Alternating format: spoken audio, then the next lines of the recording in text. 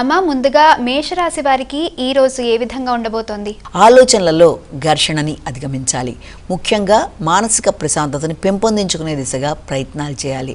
అనవసరమైన ఆందోళనలు, అనవసరమైన ఆలోచనలతో కాన్సంట్రేషన్ లేకుండా కొంచెం డిస్టర్బెన్సీ అనేది, అంటే కొంచెం మానసిక గందరగోళానికి అవకాశం ఉండే సమయం కనుక వీలైనంతవరకు ఆ విషయంలోనూ ఆత్మీయులతో ఘర్షణని అధిగమించడానికి, ప్రియమైన వ్యక్తులతో ఘర్షణ రాకుండా, వాదోపవాదాలు లేకుండా జాగ్రత్తలు తీసుకుంటూ, ముఖ్యంగా సంతాన వర్గం యొక్క ఆరోగ్య విషయంలో కూడా ప్రత్యేక శ్రద్ధ తీసుకుంటూ ముందుకు వెళ్ళడానికి ఎక్కువ అవకాశం ఉండే సమయంగా భావించవచ్చు.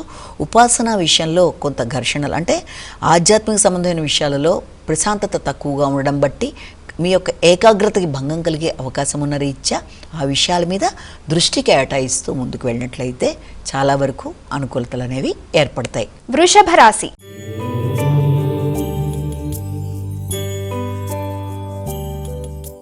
అమ్మ, వృషభ రాశి వారికి ఈ రోజు ఏ విధంగా ఉండబోతోంది? ముఖ్యంగా ఈ వృషభ రాశి వారికి గృహ సంబంధమైన విషయాలలోనూ, గృహ సౌఖ్యంలోనూ చిన్నపాటి చికాకులు ఎదురయ్యే అవకాశం ఉంది. అలాగే కుటుంబ సభ్యులతో ఘర్షణని అధిగమించాలి. మాట్లాడేటప్పుడు మాటల్లో పౌరుషాన్ని, నాయకత్వాన్ని నియంత్రించుకుంటూ గృహ వాహన సంబంధమైన విషయాల్లో తగిన జాగ్రత్తలతో ముందుకు పెడుతూ, ఆహార స్వీకరణ, కొత్త ప్రదేశాల్లో ఆహార స్వీకరణ వల్ల కూడా ఆరోగ్య సంబంధమైన ఇబ్బంది ఎదురు కాకుండా ఆ విషయాల్లో తగిన జాగ్రత్తలతో ఆర్థిక సంబంధమైన విషయాలలో కావచ్చు, ఆహార సంబంధమైన నియమావళిలో కావచ్చు, ఎదురవుతున్న సమస్యల్ని అధిగమించే విధంగా ఆలోచన చేస్తూ ముందుకు వెళ్ళినట్లయితే అన్ని విధాలా అనుకూలమైన సమయంగా భావించవచ్చు. మిథున రాశి.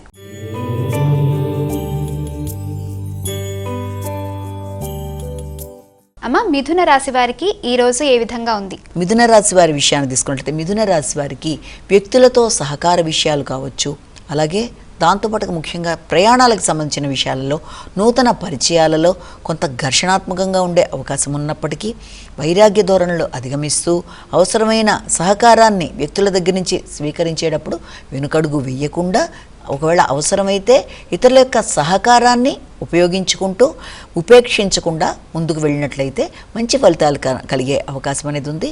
అలాగే ఆత్మస్థైర్యం, అలాగే మనోనిబ్బరం చాలా అధికంగా ఉంటాయి.